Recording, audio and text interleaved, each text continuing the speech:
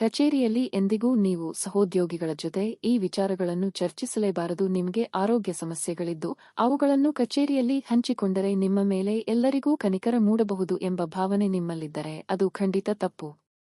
ನಿಮ್ಮ ಆರೋಗ್ಯ ಸಮಸ್ಯೆಗಳ ಬಗ್ಗೆ ತಿಳಿದ ಬಳಿಕ ಸಹೋದ್ಯೋಗಿಗಳು ನಿಮ್ಮಿಂದ ಅಂತರ ಕಾಯ್ದುಕೊಳ್ಳಬಹುದು. ನಿಮ್ಮ ಸಂಬಳ ಬೇರೆಯವರಿಗಿಂತ ಚೆನ್ನಾಗಿದ್ದರೆ ಅವರಿಗೆ ನಿಮ್ಮ ಮೇಲೆ ಅಸೂಯೆ ಮೂಡಬಹುದು. ಅಥವಾ ಅವರ ಸಂಬಳ ನಿಮಗಿಂತಲೂ ಒಳ್ಳೆ ಇದ್ದರೆ ನಿಮಗೆ ಬೇಸರವಾಗಬಹುದು. ಹೀಗಾಗಿ ಈ ಅನಗತ್ಯ ಒತ್ತಡಗಳಿಂದ ದೂರ ಇರಲು ಎಂದಿಗೂ ಸಹೋದ್ಯೋಗಿಗಳ ಜೊತೆಯಲ್ಲಿ ವೇತನದ ಬಗ್ಗೆ ಮಾತನಾಡಲೇಬಾರದು. ಬಾಸ್ಗಳ ಮೇಲೆ ಕೋಪ ಬರುವುದು ಸಹಜ. ಅವರ ಬಗ್ಗೆ ಬೆನ್ನ ಹಿಂದೆ ಸಹೋದ್ಯೋಗಿಗಳ ಜೊತೆಯಲ್ಲಿ ಎಂದಿಗೂ ಚರ್ಚಿಸಬೇಡಿ. ಇದು ನಿಮಗೆ ಆ ಕ್ಷಣಕ್ಕೆ ನೆಮ್ಮದಿ ನೀಡಬಹುದು. ನಂಬಿಕೆಗೆ ಅರ್ಹನಾದವನಾಗಿಲ್ಲವಾದರೆ ಕೆಲಸಕ್ಕೆ ಕುತ್ತು ಬರುವ ಸಾಧ್ಯತೆಯಿರುತ್ತದೆ.